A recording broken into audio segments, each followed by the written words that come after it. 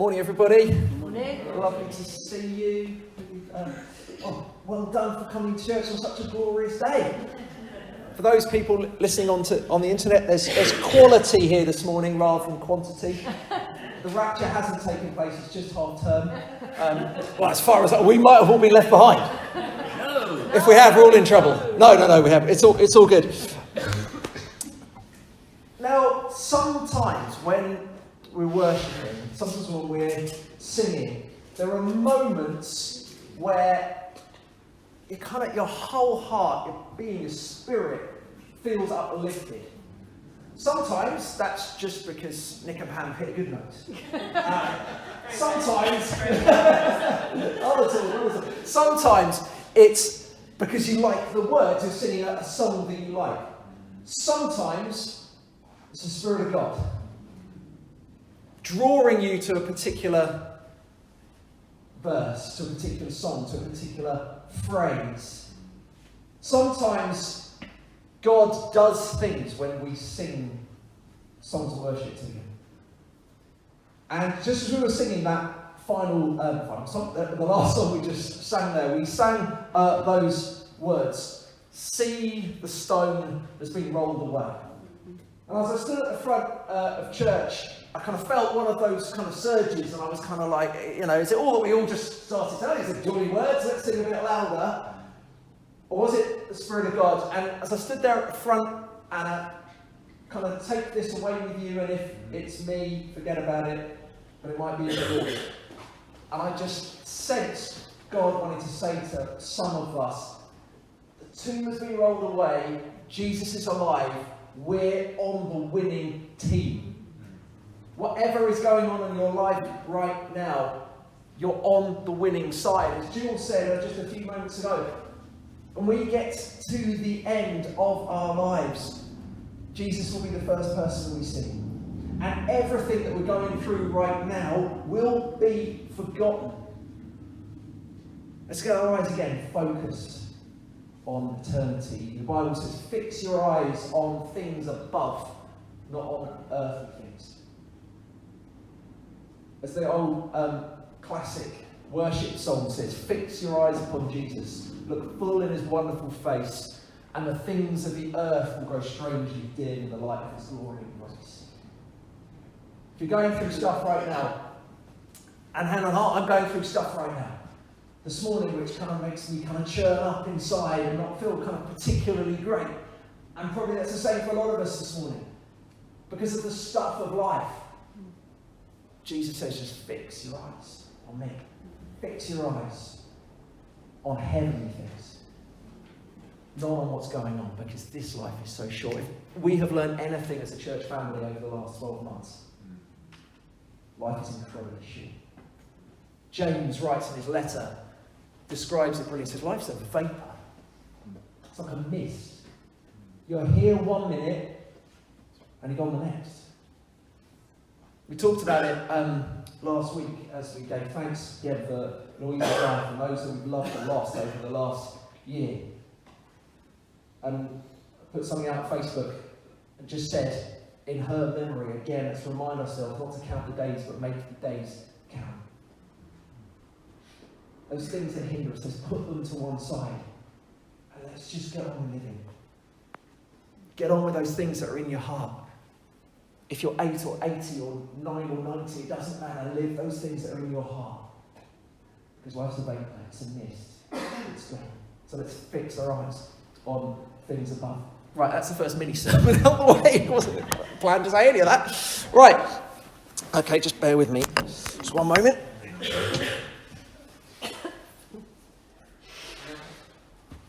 Okay.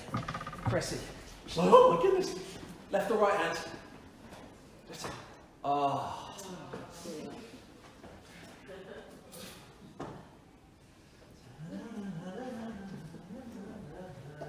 Press the right hand. Oh, mate.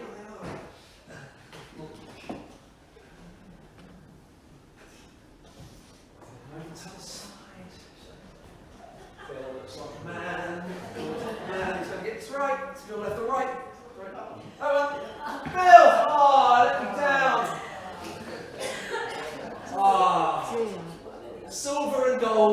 do not have. But what I have, I give you. Sorry, I got in trouble at the 9:30 time. You deceived us. There was nothing in any of your hands. Terrible. Just an illustration, people. Just an illustration. I grew up in a dog-loving family. Just get those letters around. Oh, dog-loving, dog-loving. Yeah, you actually grow up both a dog-loving and a dog-loving family. Grew up with Labradors. I can still remember the day. I was about 6 years old, I think, coming back from school, opening the front door at 5 Church Close in Northwood. Details you didn't need to know, but just give me some context. Opened the doors, saw the kitchen directly in front of us, which had a stairgate across it. And there he was, this little golden Labrador puppy. He had been kind of the runt of the litter. He had parvovirus, which for a dog is not a good thing to have. But there he was, absolutely beautiful. I remember leaping over the stairgate, but kind of sitting down with this dog. It was just absolutely beautiful. And we decided to name him Muffin. Ridiculous name for a dog. So you're out walking and you're shouting, Muffin, Muffin! And there's these weirdos looking at you going, there's a bakery down there. You're shouting about for a Muffin. But he's a beautiful dog. We didn't really know how to look after him very well. He had parvovirus, which is a very bad thing for dogs to get. And then for the next 8 years, we fed him milk. Don't do that. Bless his heart. He had a heart attack at the age of 8 and died when he was on holiday. We were on holiday. We came back to the kennels. This is the days, obviously, before mobile phones and email and all the rest of it. And bless her, the lady who ran the kennels had written us a letter. Remember those?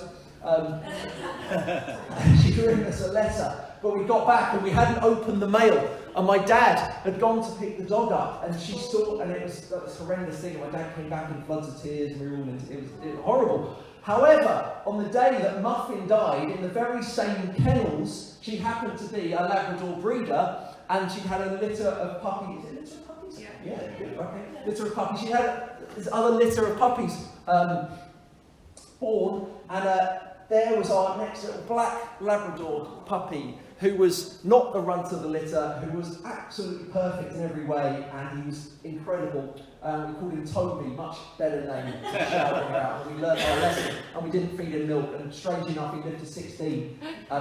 He was built like an absolute tank. One day he got out, ran out into the road, was hit by a car, and the car was dented, and the dog was absolutely fine. And no word of a lie. We were, and the dog just bounced, and he was like, just looked at the car.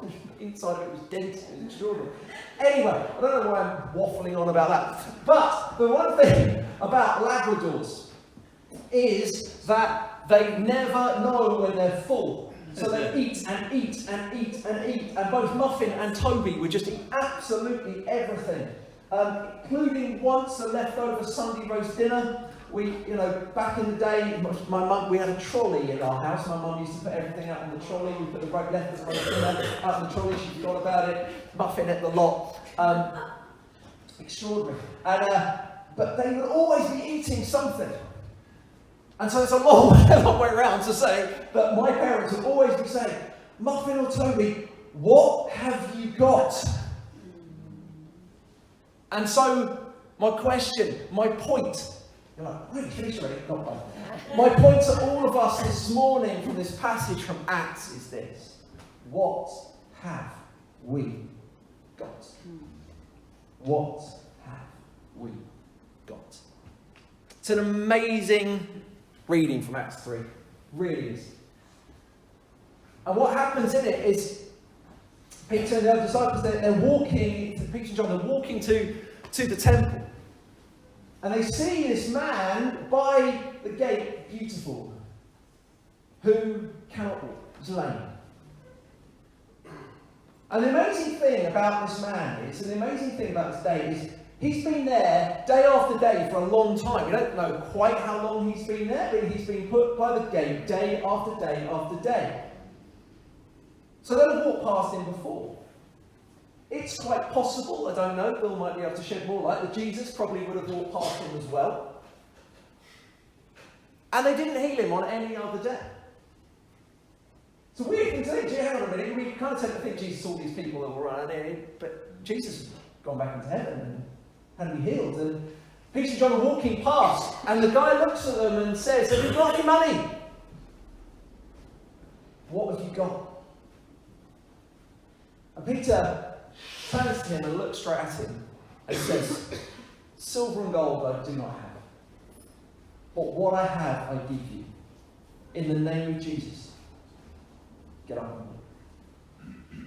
And the guy gets up and runs, jumping, leaping into the temple, going, "God, you're amazing! You've healed me!"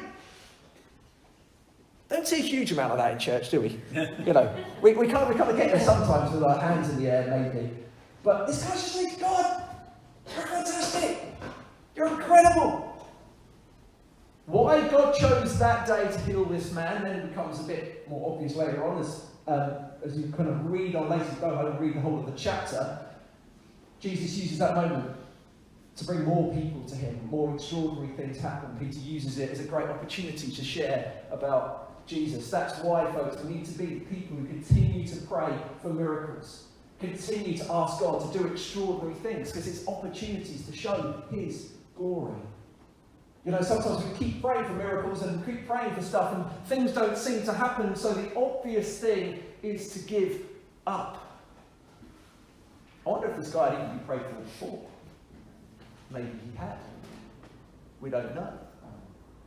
But guys, we need to keep on praying and keep on asking.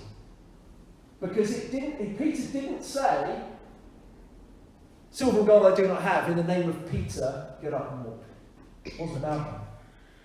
It said it was in the name of Jesus of Nazareth, get up and walk. This is what I've got. So what have we got? Amazing thing, as I began to read this passage and kind of mull on it again, is that every day someone was bringing this man to Gate Beautiful. We don't know, again, who his friends, they're not talked about. We don't know kind of much about him. We don't know how many times he did it. But they would bring him and put him there. It's very like another passage, another story involving Jesus with the paralytic through the roof. That his friends brought him to Jesus. They did what they could. These friends, day after day, he wasn't healed. And then suddenly, God breaks in and heals this man. All Jesus asks of you and me is to give what we've got. Those friends just did the best they could. They just brought him and left him there. That's all they could do. And in doing that, a miracle happened. All God asks of us is to give what we've got. So what have we got? Another story from the Bible that is really linked to this passage, but again is so important. Do you know there aren't that many passages in the Bible? The four guys that wrote the Gospels, Matthew, Mark, Luke, and John. There aren't many stories that they all talk about. But they all talk about the feeding of the 5,000. Why? Because it's another amazing example of giving the little we've got into the hands of Jesus. And he does something extraordinary.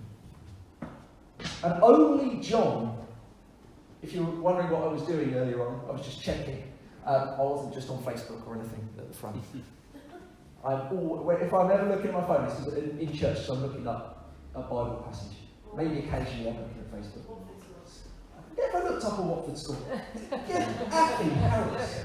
Outrageous. Deep. 0-0. She knows me too well. So I was just checking this in these four accounts. Only John mentions the boy. Why? Well done, John, because he actually wants to draw it. Matthew, Mark, and just skirted over it. The disciples already collected from. They left the poor lad out. John mentions him. He gives his picnic. What have we got? You might think, all I've got's a picnic. Give it to Jesus. and the miracles happen. Give it to Jesus and the extraordinary becomes possible. Because it's not about us, it's about him. 2 stories from our own church family. Not just this week, but over the last month since I've been off and since I started coming back, there's a lady in our church family who has been incredibly encouraging. She has sent me so many messages. Bless her heart. She said, I was just praying for you today. I was just thinking about you today. And I just think you're amazing at this. God wants you to know you're amazing at this. And it's just brilliant. It's just been incredible.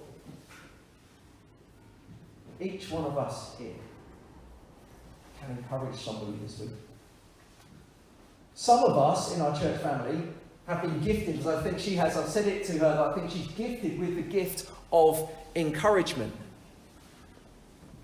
It's been well said, but it's so true. No one has ever died from having too much encouragement. No one has ever died from being smiled at too many times.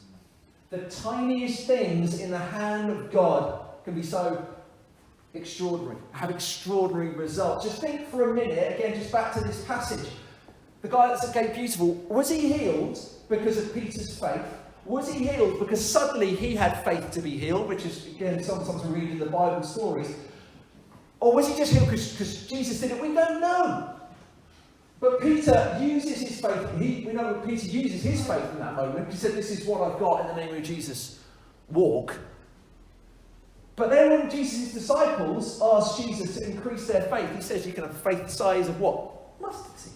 That big. And you can say to a mountain, move.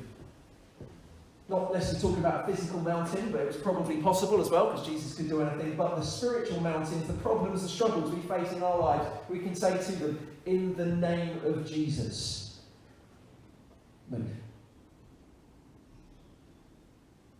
All of us can do that. All of us this week can pray for somebody else in our church family, someone in our family, someone we know. All of us can pray for the situation in our country at the moment. Or if we all think about that horrible B word, biscuits, no. We all think about the word that none of us really want to talk about, and we just think, we don't know what's going to happen. We'll just give it into the hands of God. And leave it with him.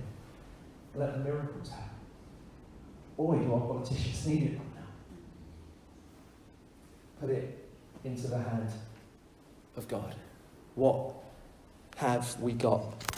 And another member of our church family came up to me a few weeks ago and said, Tim, I've just been reading that great passage in Exodus about where God says to Moses, you're going to lead my people. And I said to me, but Moses was 80 years old, so maybe my life is just about to start. Age is no barrier. Doesn't matter if you're 8 or 80 or 9 or 90, 10 or 100, it does not matter. God can use you. God has gifted you. There are things that you have to use. Romans chapter 12, verses 6 to 8 says this: we have different gifts according to the grace given to each one of us. We can all do different things. God's given us different gifts to do different things. We don't need to be the same. If your gift is prophesying, then prophesy in accordance with your faith. Maybe some of you need to look at this more as a church going forward about specific spiritual gifts that God gives us. But maybe some of you know you've got the gift of prophecy, but you haven't used it for a long time. Maybe this week, ask God to give you a prophetic word for someone or for the church. If it is serving, then serve. If it's teaching, then teach. If it is to encourage, then give encouragement. There is a spiritual gift. There's an actual gift of encouragement. Amazing. If it is giving, then give generously. It might be that you've got a bit more silver and gold than other people. Give. Because when you give, Jesus promises that what we will get back, and this is where a lot of people fall down, think, well, if I give, I'm going to get 100-fold back in amounts of money. No. You're going to get back in blessing. It is better, Jesus said, to give than to receive, because it does something in here, not in your bank balance. But it frees you from money. You have less of it, and actually you're like, do you know what? I don't need that. I can rely more on money. I don't need to rely on money. Because remember, it's a love of money that's the root of all evil, not money itself. If it is giving, then give generously. If it's to lead, do it diligently. I'm trying. If it's to show mercy, do it cheerfully. Do you know what? All of us can find moments this week to be cheerful with somebody else. Sometimes the smallest things have extraordinary results. Silver and gold I do not have. But what I have, I give you in the name of Jesus Christ. Get up on it. And finally, each and every one of us, if we know Jesus today, as Jill said at the beginning, if you don't know Jesus today, come and have a chat with me at the end. And I'll tell you, pray for a simple prayer to come to know him. And do you know what you receive as that happens? As you let Jesus into your heart and receive the name of Jesus. And Jesus told us to pray in his name. He said when you do that, extraordinary things happen. This week, pray again in the name of Jesus. The mountains you're facing, the issues that are going on, the things that are happening. Hand them into God's hands. And let the miracles happen. Whatever you've got, whatever we've got, let's place it into the hands of Jesus. And let's see him do the rest.